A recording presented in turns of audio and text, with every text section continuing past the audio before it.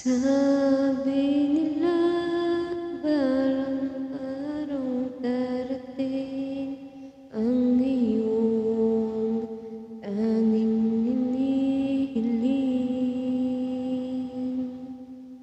At nung dumating ang aking panalangin ay hindi na maikuli. Ang pag-asang nahanap ko sa iyong mga mata, at ang takot kung sakali mang ika'y mawawala. Kinuha.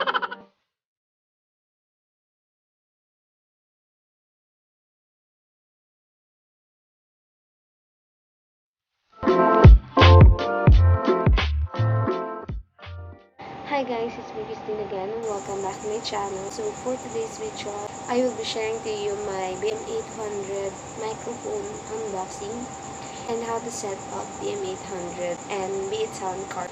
So without further ado, let's hop onto the video. So yun guys, this BM800 microphone ay in-order ko sa Shopee and matagal na rin siyang dumating. Pero yun ko lang siya i-unbox dahil nga gusto ko mapakita sa inyo kung paano siya i-set up and kung paano siya nag-work. Pero syempre, itong product na to ay binuksan ko na bago ko siya i-set up ngayon dahil yun nga, hindi mo naman alam kung ayos ba yung item na napunta sa'yo or hindi. So, yun, bago ko siya i-set up and bago ko siya i-shoot or i-film ngayon ay testing ko na siya para malaman kung working ba siya and worth it ba siya dun sa price niya. So, ang tinutukoy ko na product is itong BM800 microphone na to is may kasama na siyang B8 sound card. Ayun, in-order ko siya sa Shopee. Matagal ko na in-order to, pero ngayon ko lang siya i-set up. Ayun, napaulit-ulit tayo. So, yun. Kaya yun, bukas na rin siya. And, pag in-open mo siya, wait lang, itatong natin. So, pag in-open mo siya, ito ang kanyang laman sa loob.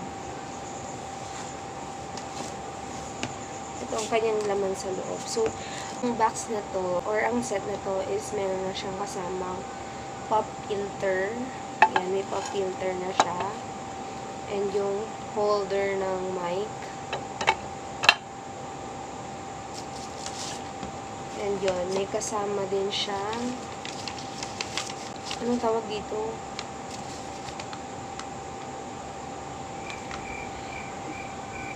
May kasama din siyang manual. Ayun, may kasama siyang manual.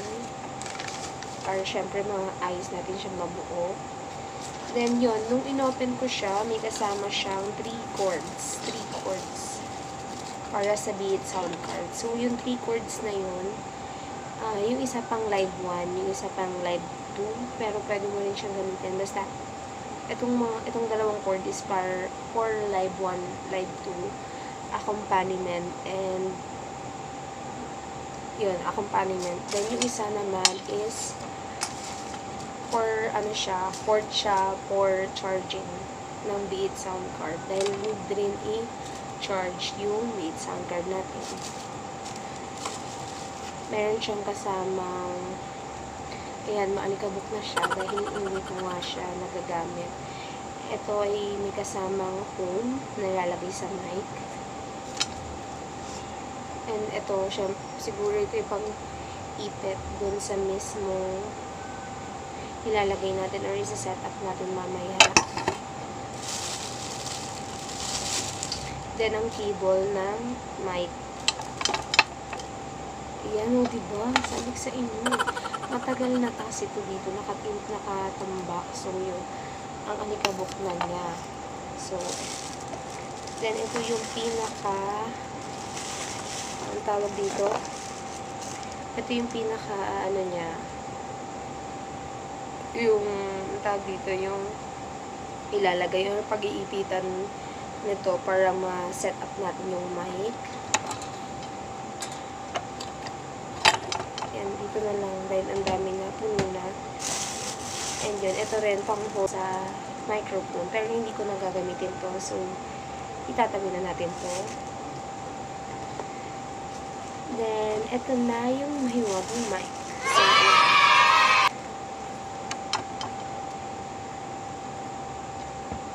ayaw ko sana bumili ng mic kasi nga, ano siya, sabi nila, yung mga nagre-review, hindi daw maganda yung BM800 microphone dahil kumbaga sa lahat ng microphone, siya yung pinaka hindi maganda and hindi worth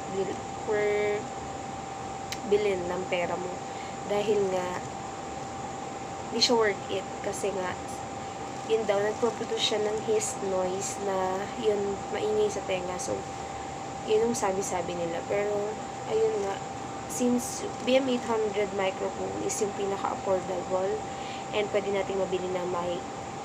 Alam naman ng marami, kaya BM800 microphone talaga yung ginagamit ng mga live streamer or any artist or singer na gusto mag-cover ng song na quality yung tunog. BM800 microphone yung binibili nila. So, yun, binili ko rin siya dahil nga gusto ko magkaroon ng mic and gusto ko rin makapag-try ng mga song covers na quality naman and hindi rin kasi nagpo-produce yun ng microphone ng earphone natin.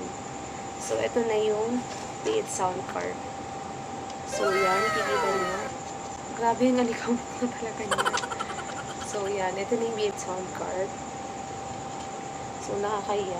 Ayan, so ngayon, dumako na tayo sa setup. So, ito, sabi dito, live broadcast equipment na it delivers truly professional performance with outstanding stability and easy operation. So, titignan natin mamaya kung easy operation or easy to set up kung mic na to. So, yun. Without further ado, let's hop on to the setup. So, yun guys. According to sa mga napanood ko, ito yung first na ilalagay natin. Or ito yung first step. So, ang first step daw is to clip this on your desk. So, yan.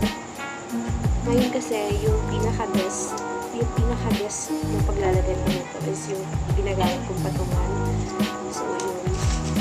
And I think di ko na kailangan ng manual dahil alam ko na siya. Charot. Alam ko na siya. So, yan. Ito, i-clip natin to. And, ayun. Dapat ito yung nasa baba. And ito yung nasa taas ng pinaka-desk. So, yun. Ilalagay natin siya dito. The first step na gagawin natin is to clip this sa ating desk. So, yan. Ngayon, iikot nyo lang siya ng iikot hanggang sa mag-lock siya. So, yun lang ang gagawin natin dito. Iikot lang natin siya ng iikot hanggang sa mag-lock siya.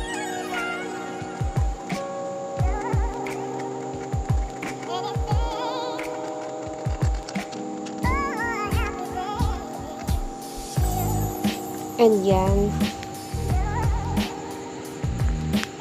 Done na, diba? Tapos na. So, after na malak yan, ang next step na gagawin natin is to get yung pinaka magiging body ng handle ng microphone natin. So, kunin na natin siya.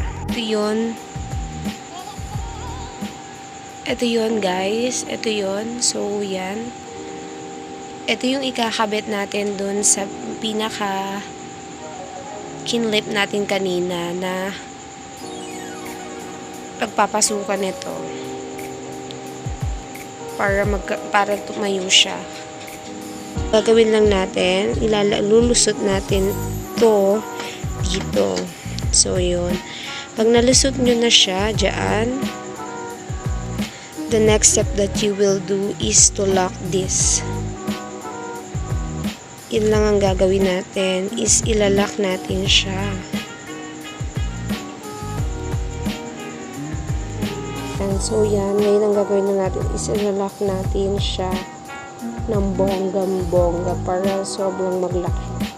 So yun dito guys, ingat lang tayo dahil pwede siyang masira anytime dahil yun nga sa ano ko, parang ang ano niya, hindi ko alam kung matibay ba to or ewan, pero baka mawala kasi siya sa pagkakalagay, diba? So ingat lang natin yung pagpihit dito. And basta mag-lock siya and hindi na siya gumagalaw, okay na yun. And yan ngayon gumagalaw pa siya, so kailangan pa natin siyang i-lock.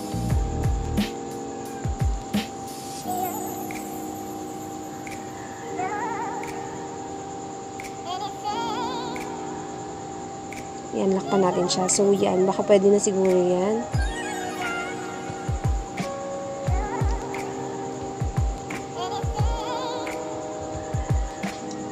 So yan ngayon, okay na siya. Tapos na siya. So, back to the front camera. Ayan ang ingin na ng manok. Pasensya na. Ayun. Ang ingin na ng manok dahil 4 AM in the morning na. So, yun. Back to the front camera. Tapos, itaas natin siya i-set up. Ayan, nakakabit na siya. So, the next thing that we will do is ikabit na yung thread para dito sa mic. And yung kakabit natin na thread dito is yung magiging support ng mic or magiging handle talaga ng mic. So, asa na ba yun? So, ito yun. Diba? So, ang gagawin natin is, ayan, ikot lang natin siya dito. Ilalagay lang natin.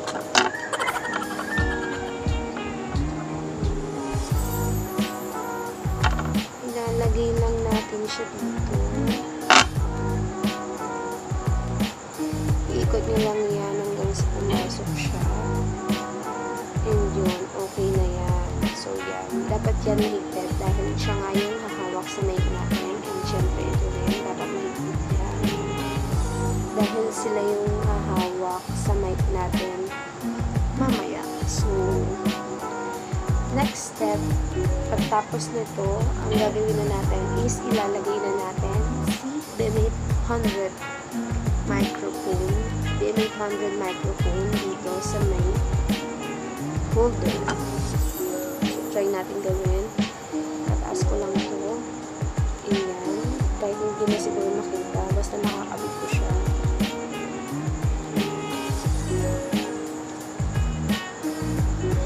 Alam nyo guys, nung nakaraang inayos ko ito, ayaw niya talaga pumasok doon sa may holder.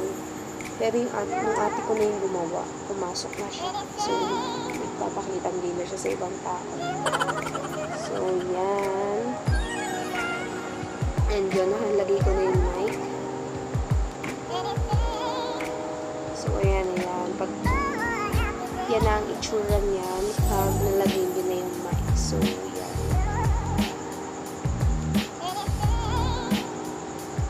So, takip yung mukha ko. Siyempre, bababa lang yung desk natin. So, kaya, itataas muna natin. So, etong pin na to is yun.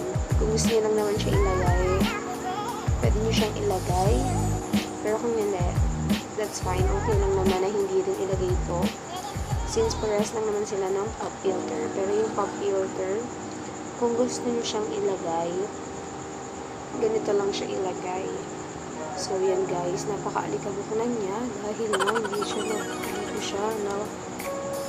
gagamit. So, eto, ang gagawin niyo naman para ilagay yung pop filter is ganito. So, hindi ko na mapapakita.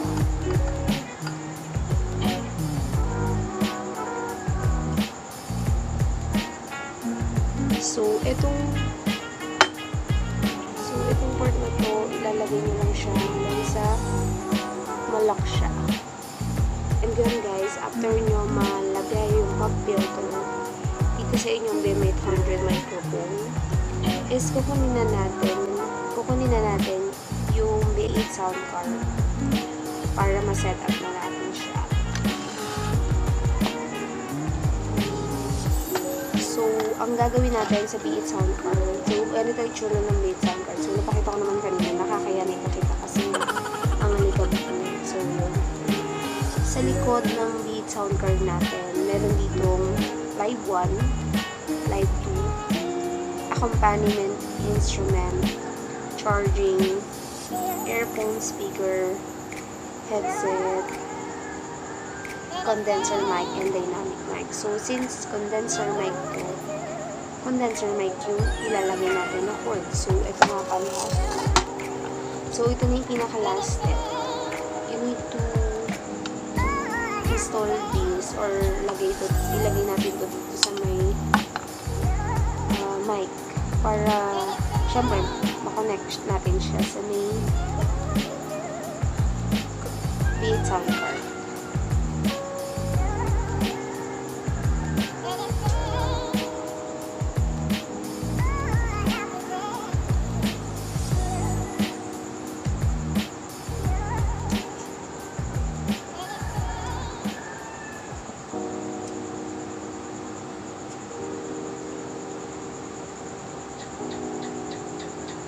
So, yan.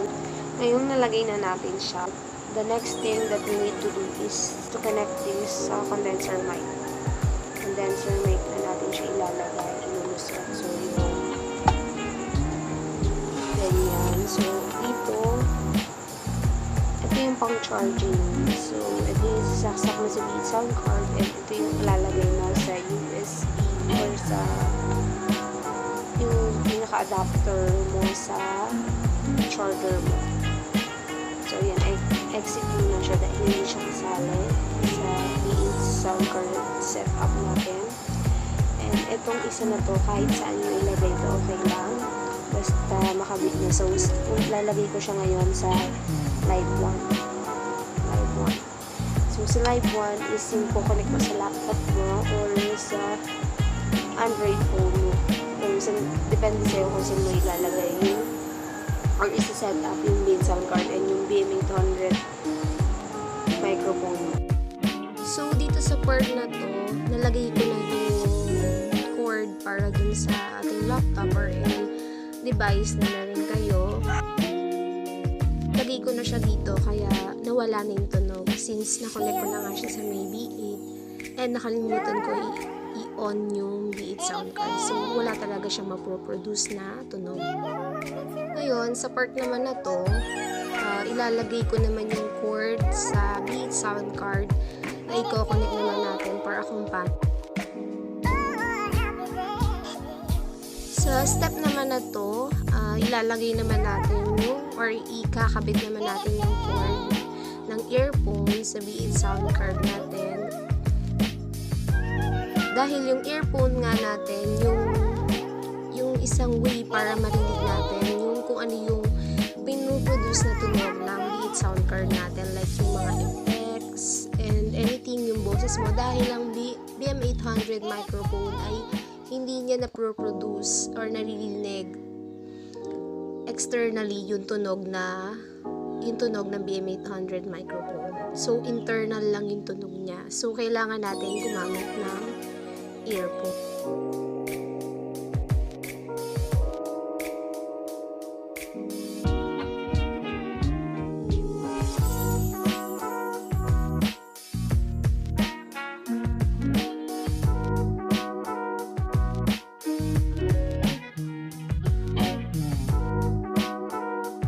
Sa part na to, talagang nakalimutan ko lang i-on yung B8 sound card. Pero all in all, maganda yung B8 sound card and working siya.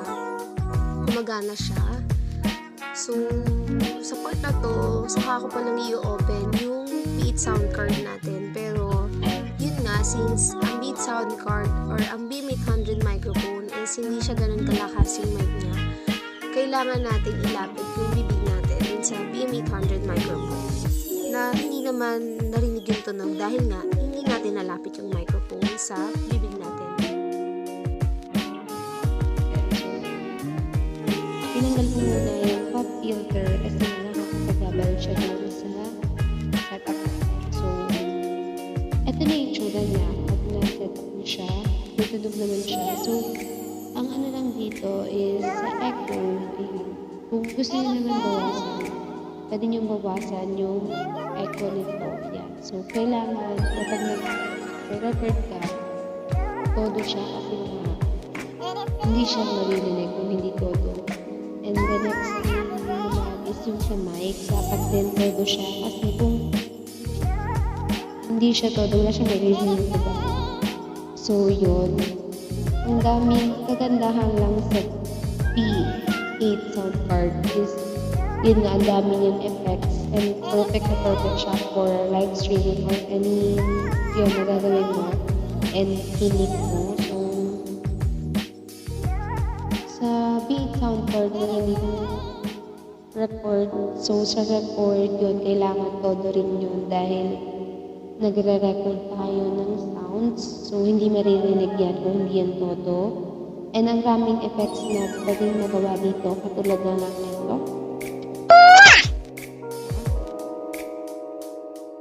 I like it, I love it, I want some more of it.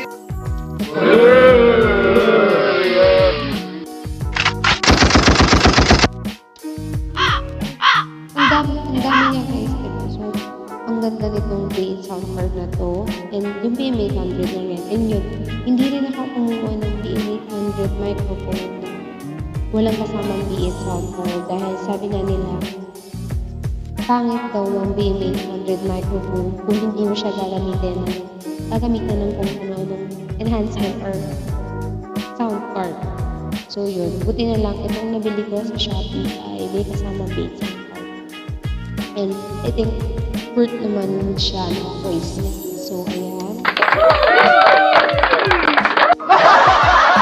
Diba? Ang dami niyang effects talaga.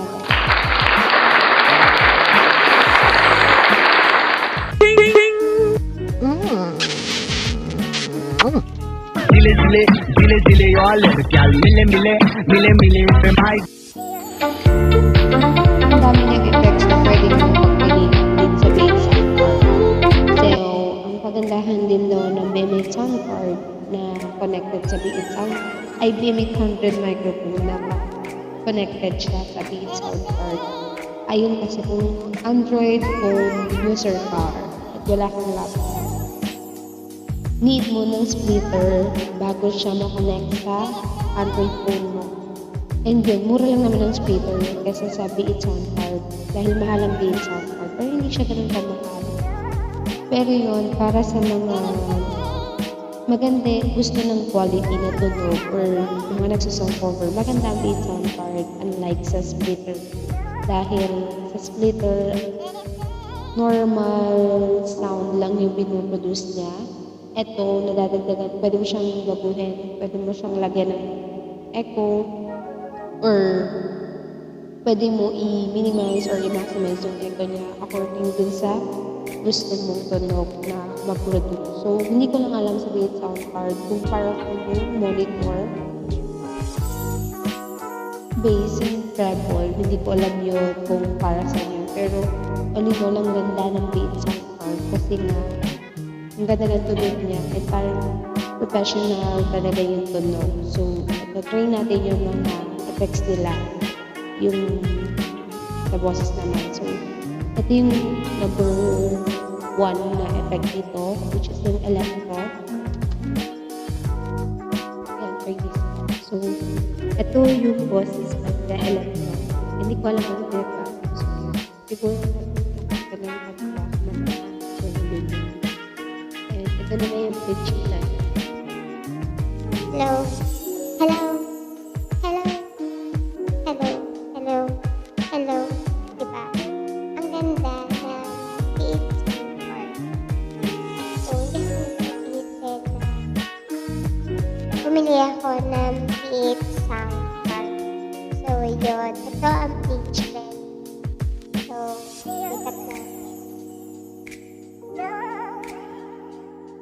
Pitch blend. Alam ko yung pitch blend kasi na-try ko na siya. Yung pitch blend, dalawa yung pinuproduce nito na tunog. So, ito yung pitch blend. Hello, o diba? Lalaki naman ako. kaninang babae. Pero ang tingin ng boss ngayon, sobrang laki ng business ko. Yun. Diba? So, next is elimination. Ano ba yung elimination? So, tingnan na lang natin. So, elimination. Hindi ko alam kung ano ba ito. Hindi nakikita. Punta tayo sa shop. Wait, shop. Hindi ko rin alam. Nung tinry ko to, hindi ko rin nakita yung kakaiba. Shockwave, elimination, wala sa ito. Pitch blood, electro, yun narinig ko lang pala. So, MC, hello. Siguro dito mas maganda lang yung boses natin. And mas modulate yung voices natin. So, yun ang kagandahan ng BM800 and 8 sound card connected. And yun, pinagsahan sila. So, Dodge. Hindi ko nakakita yung pitch blood lang talaga yung Gumagana. Ayan, di ba? And yung electro. Electro, wala naman. So, yun, parang siguro nagiging robot lang yung boss. So, sabay-sabay tayo, igalaw, ipagkakamba. Sabay-sabay tayo. Ganun yung electro, parang robot. Update. So, yun. So, ngayon, testing na natin siya for song cover. So, yun. Pasensyahan nyo na kung may mga manok na tumikilaog dahil anong oras na ito sa anong oras na akong nag-shoot or nag-film. So, yun. Nire-try na natin siya for song cover. Acapella lang. Dahil maganda yung boses. So, i-try na natin siya for song cover. So, 1, 2, 3. Sabi nila, balang araw darating ang iyong tanging hinihiling. At nung dumating ang aking panalangin ay hindi na maikuli. Ang pag-asang nahanap ko sa iyong mga mata at ang takot kong sakali mang ika'y mawawala. Pinuwok. At ngayong nandyan ka na, di makaniwala. Di ko alam lyrics, ang nadarama. Handa ako sa walang hanggan, di paasahin, di ka sasaktan. Mula noon hanggang ngayon, ikaw at ako. Yun lang guys. So, I hope you enjoy this unboxing. BM800 microphone unboxing. And B8 sound card unboxing nyo rin. So, yun. Ito ko natatapusin yung video to. If you like this video, don't forget to like, share, subscribe, and hit the notification bell button para ma-notify ka whenever I upload a new video. Yun lang. Bye!